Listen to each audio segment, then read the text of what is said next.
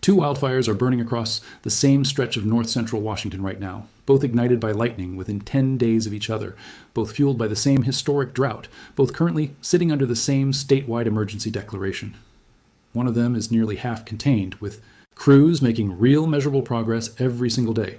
The other has burned for more than a week, and as of the most recent update, containment has essentially flatlined. It is not getting meaningfully more controlled. It is simply being held in place day after day by crews who cannot yet build a real defensive line around most of its perimeter.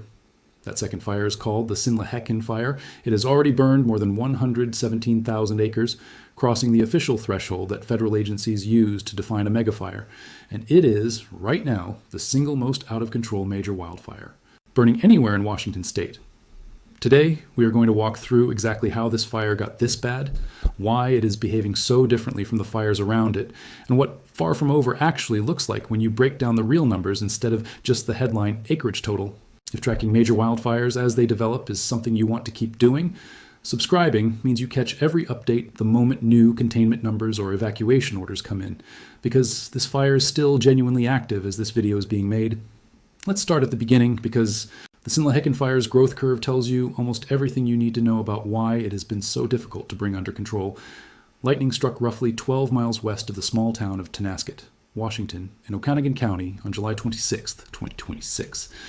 In its first several days, the fire behaved like hundreds of other lightning-caused fires that ignite across the dry interior of the Pacific Northwest every summer, burning steadily through remote terrain without immediately threatening major population centers.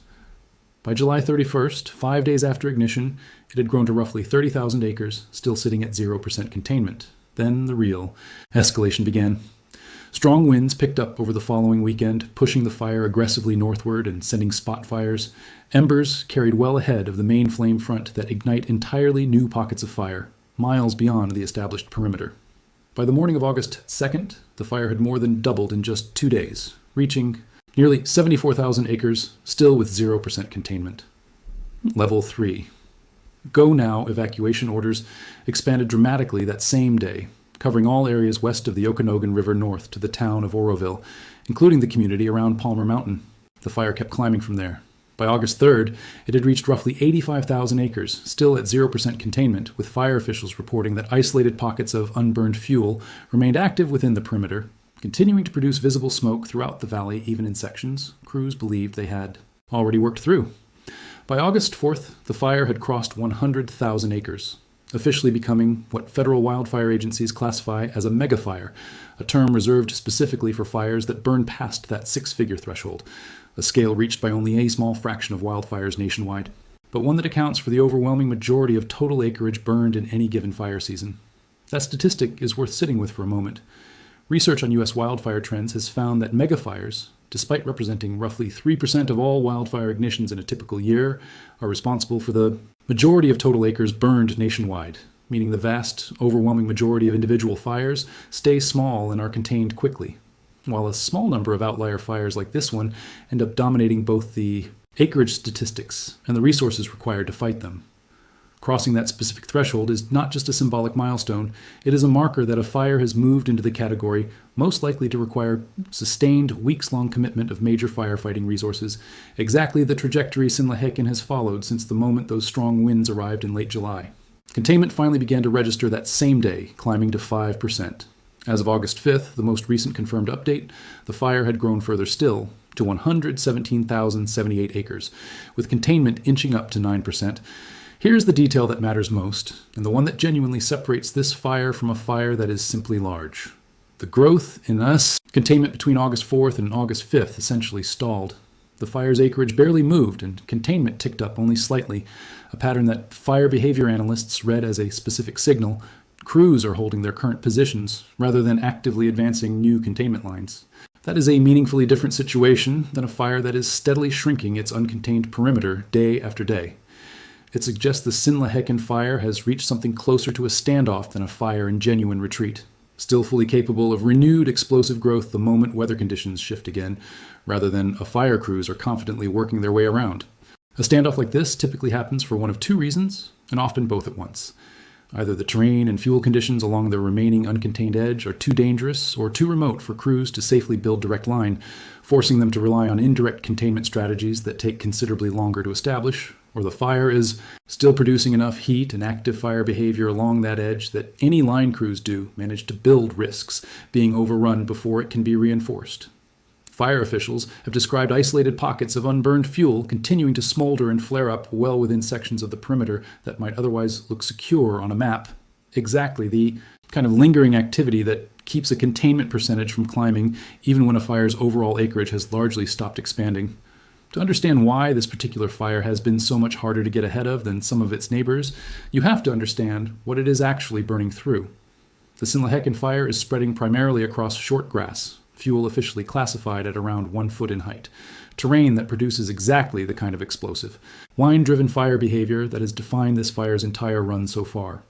Short grass fuels can carry fire at a genuinely alarming rate of spread once wind gets involved, racing across open terrain far faster than crews can physically build containment lines ahead of it, which is exactly why this fire's growth chart looks less like a steady climb, and more like a series of sudden, dramatic jumps every time regional winds picked up. Fire behavior analysts describe this using something called rate of spread, essentially how many feet or chains of ground a fire's leading edge can cover per minute under given conditions. Grass fires can post some of the fastest rates of spread of any wildland fuel type, since dried grass ignites almost instantly and burns with very little resistance, unlike dense timber that has to work through layers of bark, branches, and moisture before a fire front can fully establish itself. Add wind gusts strong enough to loft burning embers well ahead of the main fire, the spot fires that drove Sinlahekin's explosive growth in early August, and a fire can effectively skip sections of terrain entirely, igniting new fronts miles beyond any line crews have managed to establish. That is precisely the mechanism behind the jump from 30,000 acres to nearly 74,000 acres in a single weekend. Wind-driven spotting, outrunning the physical construction of new containment line faster than any ground crew could realistically keep pace with. Now compare that trajectory to the Kaiser Canyon fire, burning at the same time less than a county away on the Colville Reservation in Okanogan County. Kaiser Canyon ignited 10 days earlier, on July 16th, also from lightning, also in grass and light timber. It also endured an explosive early growth phase, more than doubling in a single day at its peak, eventually reaching over 136,000 acres, making it the larger of the two fires by raw size. But Kaiser Canyon's containment has followed a dramatically different path.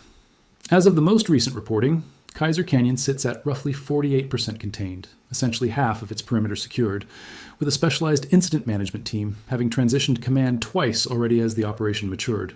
Sinlahekin, despite being the smaller fire, remains at less than a fifth of that containment level. Two fires, similar fuel types, similar drought conditions, similar terrain in the same general region of the state, and yet one of them is nearly half contained while the other has barely secured one section in 10. That gap is not simply a matter of one fire being managed better than the other, and it is worth being fair to the crews working Sinlahekin specifically, since the underlying conditions each fire encountered were not perfectly identical either. Kaiser Canyon's terrain around Owe Flats and the surrounding grazing land offered crews somewhat more accessible ground for building direct containment line early on, while portions of Sinlahekin's perimeter run through steeper, more rugged terrain near Tillman Mountain and Quartz Hill, terrain that is inherently harder and slower to work, regardless of how many personnel are assigned to the incident. Comparing the two fires is less about assigning blame and more about illustrating just how much terrain, timing, and fuel conditions can cause two fires burning under nearly identical regional weather to end up in dramatically different positions less than 2 weeks after ignition. That same lesson applies well beyond just these two fires. Anyone trying to gauge wildfire risk in their own area from a distance, based on general regional news coverage of the Washington fires, as a single collective story, is missing exactly the kind of fire-by-fire variation that actually determines whether a specific community faces an imminent threat or a fire that has already turned the corner toward containment. A headline announcing that Washington has burned past a certain statewide acreage total says almost nothing about whether the specific fire nearest to you is 9% contained or 48% contained, and that distinction is precisely the information that should actually shape how urgently a nearby resident treats their own evacuation planning. Part of that gap comes down to simple timing and resource sequencing. Kaiser Canyon had a 10-day head start, meaning crews had additional time to establish lines before Sinlahekin even ignited, and a portion of the personnel and aircraft that might otherwise have been available earlier for Sinlahekin were already committed to the Kaiser Canyon response when this fire broke out. Washington entered August already managing at least 12 major wildfires simultaneously under a statewide state of emergency declared by Governor Bob Ferguson, and every additional fire that ignites during that kind of stretched, resource-constrained season has to compete for aircraft, hand crews, and specialized management teams against incidents that, in many cases, already had a head start building their own containment lines. That statewide list includes fires with wildly different trajectories, which is itself instructive. The Little Giant Fire, also in the region, has burned past 70,000 acres and, like Sinlahekin, remains at 0% containment as of the most recent reporting, a second clear example of a fire still very much in its uncontrolled phase. The Maudrite Fire, by contrast, has burned a smaller area, roughly 54,000 acres, but has reached 35% containment, a meaningfully better ratio of progress to size than either Sinlahekin or Little Giant. Comparing these fires side by side makes clear that raw acreage alone tells you almost nothing about how close a fire is. To being under control, some of the state's smaller fires are proportionally far more contained than some of its largest ones, and Sinlahekin currently sits near the bottom of that list by percentage, contained despite being one of the larger fires burning in the state. Sinlahekin's Type 1 Incident Management Team, the highest complexity classification used for the most demanding wildfire operations in the country, now has more than 1,500 personnel assigned, a number that has climbed steadily as the fire's own growth has forced continual reinforcement. But that scale of response still took time to fully mobilize behind a fire that, in its first week, was expanding faster than crews could match it. Incident management teams are classified from Type 3, handling smaller, more localized incidents, up through Type 1, reserved specifically for the largest, most complex wildfires, requiring the greatest concentration of specialized personnel and equipment. A Type 1 team brings dedicated meteorologists, safety officers, logistics coordinators, and public information staff built specifically to manage an operation of this scale for an extended period, sometimes weeks at a stretch. But even the most capable Type 1 team cannot simply appear overnight. Mobilizing personnel and equipment at this scale requires coordinating resources from across the region and, frequently, from other states entirely, a process that takes real time even when a fire's growth is demanding an immediate response. That mobilization lag, real but unavoidable, is part of why Sinlahekin's first week of explosive growth outpaced the buildup of resources actually available to meet it. The human cost of that gap has been significant. Level 3 evacuation orders have covered a wide and expanding swath of Okanogan County, including the Totes, Cooley, Gold Hill, and Loomis areas, the Pine Creek corridor, and, as the fire pushed further, all territory west of the Okanogan River north to Oroville. A shelter for displaced residents has operated out of the Community Cultural Center in Tonasket.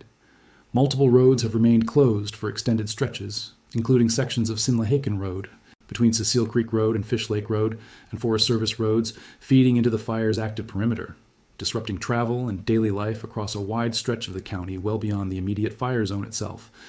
Those closures have real cascading effects on a rural county where a single blocked route can mean a significant detour rather than a minor inconvenience. Residents in communities like Loomis, sitting near several of the fire's active fronts, have had to plan trips to Tonasket or Oroville for groceries, medical care, and fuel around a shifting map of closures and evacuation zones that has changed multiple times over the fire's first 2 weeks.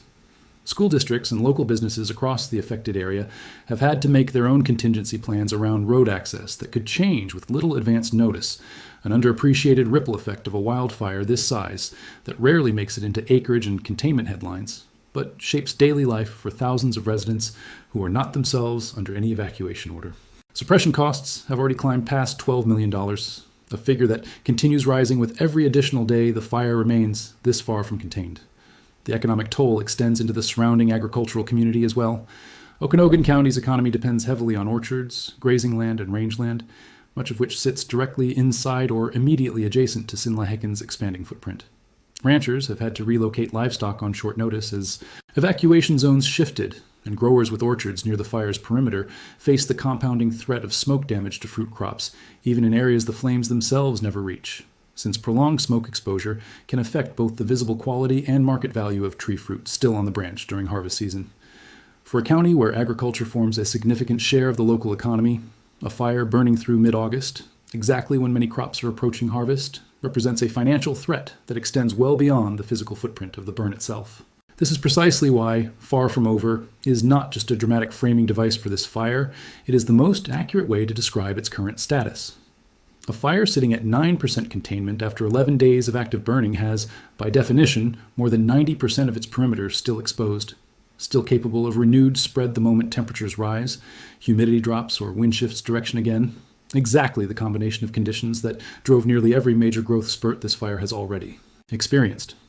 Forecasters have continued to flag warmer, drier stretches ahead for the region, and shortgrass fuels, the same terrain that has defined this fire's explosive growth pattern from the very beginning, do not become meaningfully safer simply because a fire has been burning for a week and a half. If anything, the areas immediately ahead of the fire's active edge have had additional time to dry out further, while crews have been occupied holding the line. Elsewhere, meaning the fuel waiting just beyond the current perimeter may be even more primed to burn than the fuel the fire has already consumed. If you live anywhere near an active wildfire displaying this kind of stalled containment pattern, here is what is actually worth doing with that information. Do not treat a fire's raw age, how many days it has been burning, as a proxy for how contained it actually is, since Sinlahekin has already demonstrated that a fire can burn for well over a week, while remaining almost entirely uncontained. Check the specific containment percentage, and more importantly, which direction the uncontained edge faces relative to your own location, rather than assuming a fire that has been in the news for several days must already be under control. Keep a go bag packed and know your evacuation level system in advance, since this fire's history shows entire evacuation zones can expand with very little warning once wind conditions shift. And continue monitoring official sources like the Washington Department of Natural Resources Wildfire Portal and INCIWeb directly, rather than assuming a fire's status from several days ago still reflects its current state, since containment on a fire like this one can remain essentially unchanged for days and then shift dramatically within hours. There is also a broader lesson here for anyone living in short grass or rangeland fire country specifically, distinct from the advice typically given for forest fire regions. Because grass fuels can carry fire so quickly once wind picks up, the standard guidance to wait and watch official evacuation levels before taking action carries more risk in this kind of terrain than it might in a slower moving timber fire.